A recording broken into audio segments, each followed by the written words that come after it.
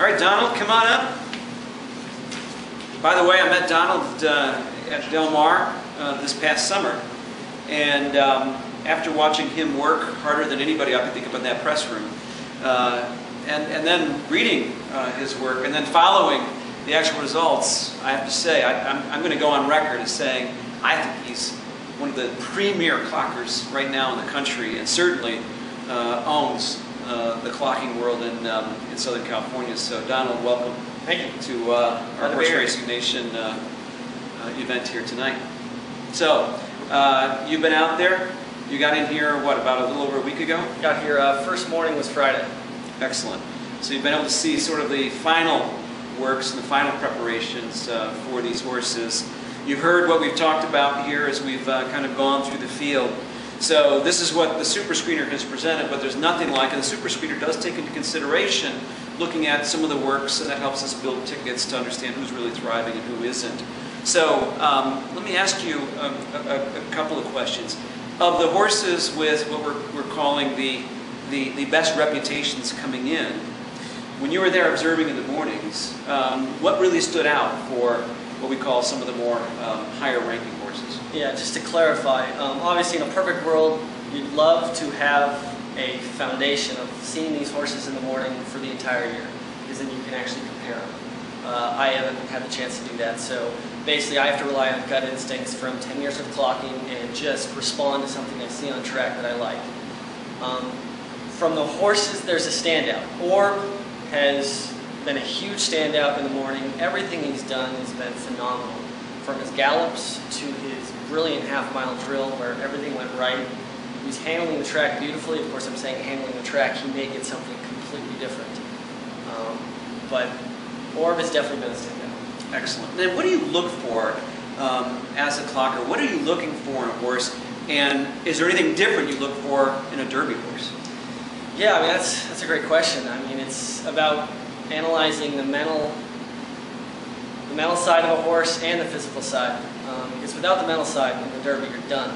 You know, with the crowd, 20 horses, all these things getting thrown at the horse for the first time, they have to have a lot of class to them. So I'm just looking for a horse that is enjoying his job without being overly eager. You don't want manic and you're done.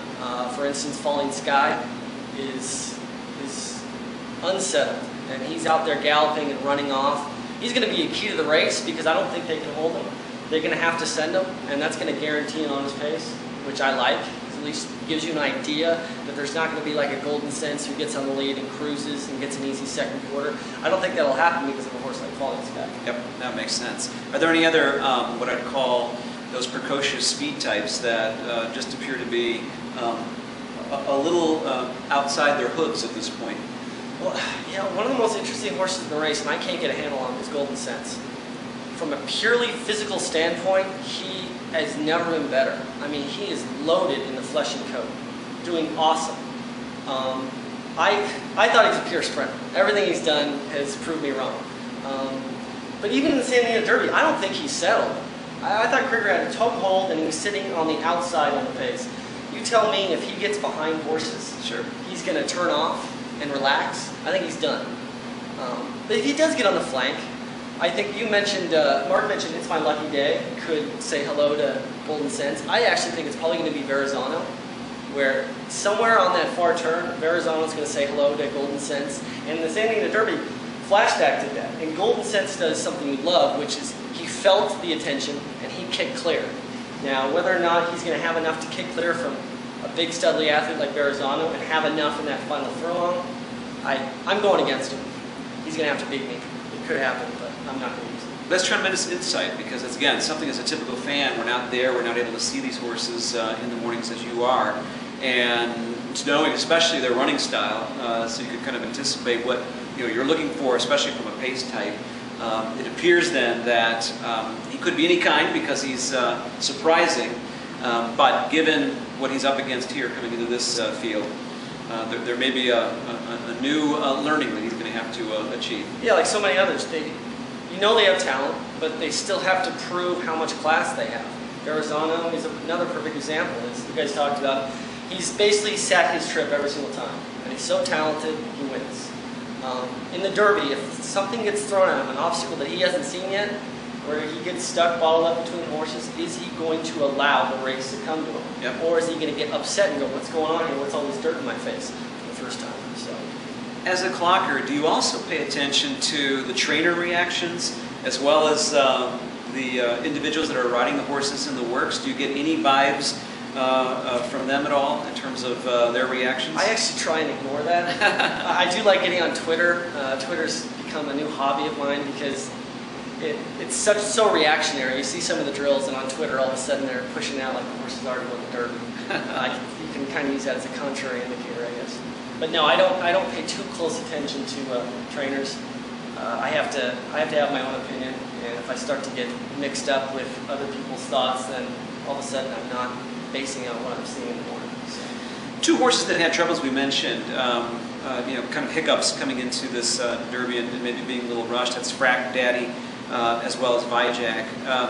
So this is real important because the super screener, again, doesn't understand the health of a horse.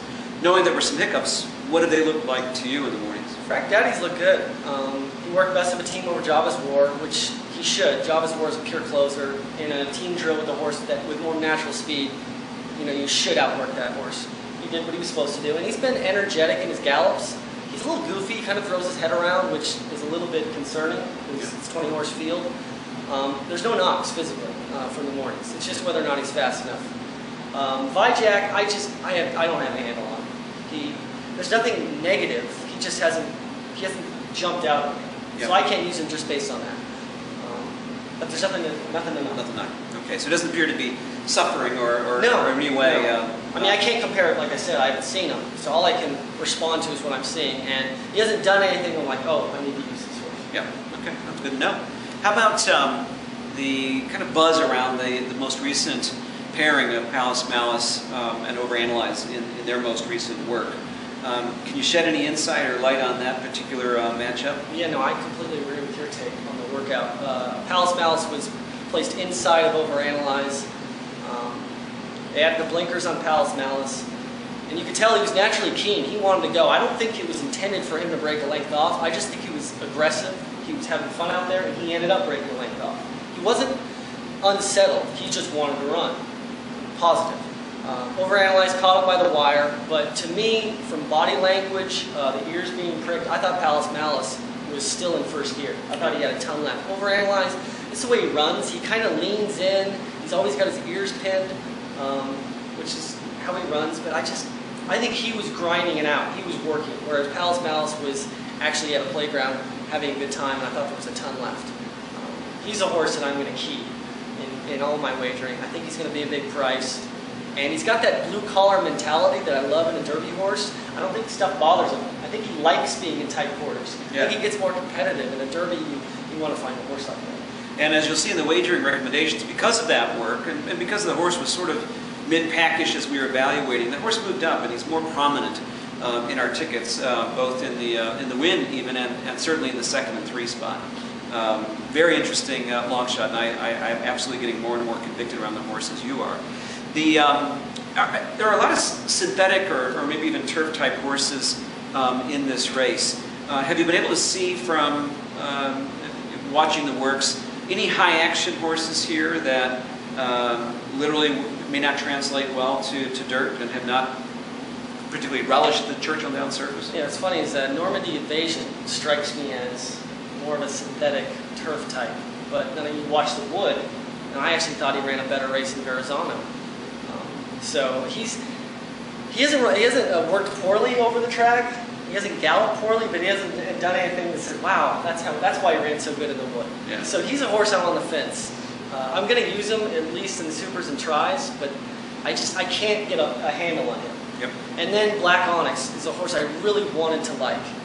I liked his workout. He kind of has this natural, unfolding mile-and-a-quarter stride, but I think he lacks athleticism.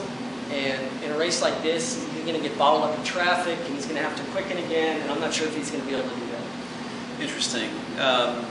That happens often. It seems that horses that have looked spectacular in some of the races, especially those of the hard chargers at the end, come here to Churchill Downs, and in those works, there's not that, I guess, brilliance that you might have seen in the race. Doesn't mean the horse can't replicate it.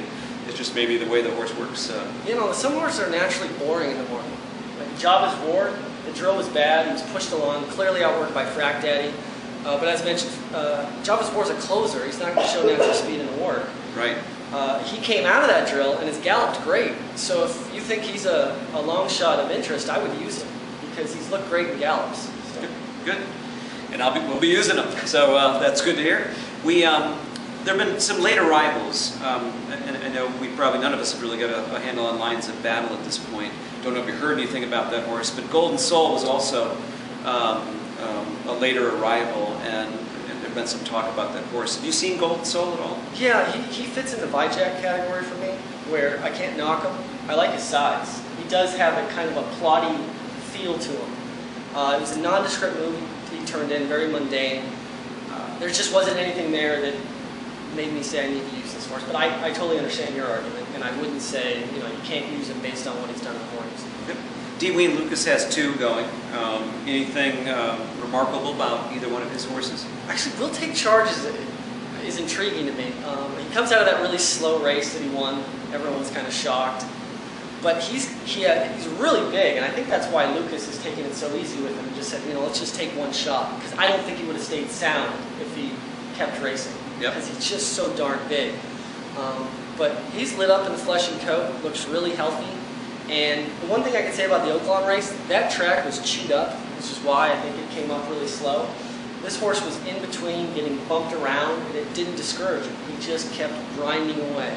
And I like plotters, because like you say, they can end up in the 4th slot at a huge number just because they don't stop running. Right. Will Take Charge fits that category. Good to know. Might come out of the toss section here before we know it. What about the big dilemma, which is like many other horses where the Super Screener has successfully took a stand against, and I've noticed that when I've gone against the Super Screener, I've paid for it. It's My Lucky Day is the horse this year. I would love to hear that he's not working well, but I hear rumors that he's doing actually quite well. Can you comment on It's My Lucky Day? Yeah, I haven't seen him work, but from his latest gallop activity, he's thriving. He looks fantastic on the track. He's just a horse that's enjoying being out there. And I actually think that Connections have a bit of an advantage over like a Pletcher and these guys who have these huge barns. Because all he's had to do is concentrate on It's My Lucky Day. That's his entire job. So he's got to set up this plan. He knows his horse, which I think is an advantage. I think he's going to run his best race. The question is, does he want a mile and a quarter? I don't know. I don't think he's better than Orb, but if he gets a better trip than Orb, he can beat him. Yep. So he's a horse I have to use. From a clocker's view, how would you rank order Todd Pletcher's 5 horses? Or his 5 horses? Palace Malice is #1 for sure, and then Revolutionary, and then the rest. Okay. Wow, that's a big bunch there. The Verrazano's in the bottom there. Interesting. Verrazano's 3rd. I can't knock Verrazano. His drill was fantastic, but his drill was like his races. He's more talented. He's sitting there. You even saw his superior athleticism because the rider kind of just shook the reins and he quickened, and he's huge. And the horse to quicken that big is really fun to watch. But is he going to get a clean outside trip that's comfortable enough where he's going to be able to run his race in his tempo? If you tell me that's the trip he's going to get, yeah, I'm going to use him, but I don't know. He's going to be too short of a price, so I have to take a stand somewhere. And if he beats me, I'm not going to be surprised because he's talented, but I just can't use him. What question should I have asked you that I didn't? And any other observations you have that might provide insight for those that are viewing in? I would say don't overthink things in the Derby. There's a lot of luck involved. The best horse does not always win. I think the best horse is Orb, but at the price he's going to be, I'm going to use him, but I need to go with a price horse like Palace Malice. Not because I think he's the best horse, but I think he's going to be ignored for all the wrong reasons. If you have a gut instinct about a horse that you've had all along, and all of a sudden you're starting to second guess because you're listening to all the allegedly intelligent people, stick with your gut instincts and just bet who you like, and don't overthink. Tremendous advice, because I think after all this race is supposed to be fun, yes, as well as profitable, but it doesn't hurt to get informed with our dollars. Please gamble responsibly. That's it. Well, Donald, thank you so much for joining us here on our Super Screener event. This was extremely great insight to put together, hopefully, a lot of valuable intelligence as we come into this race that could be completely upset by the track conditions come Saturday. So it'll be very critical to pay very attention how things are unfolding on the undercard come Saturday, because it'll certainly make a big difference. Oh no, that's a great point. Dirt tracks, severe biases, and you mentioned the what was the Derby, the closer, ice box. What was that? Ice box, yeah. Yeah, I mean, talk about the fluke. That horse came flying, everyone thought he was going to win the Preakness for fun, and they didn't recognize there was a bias. Yeah. So yeah, follow the undercard if you're going to take the Derby seriously. Great. Well, just Mark. Yeah. How about some questions for either one of us? Yes, Ryan. We've seen two horses you like, Normandy Invasion and My Loot, have come up a little short. My Loot seemed to hang a little bit at the Louisiana Derby, and Normandy Invasion and the reps and came up to overanalyze. After overanalyze, had run hard in that pace and just couldn't go by him. How much are you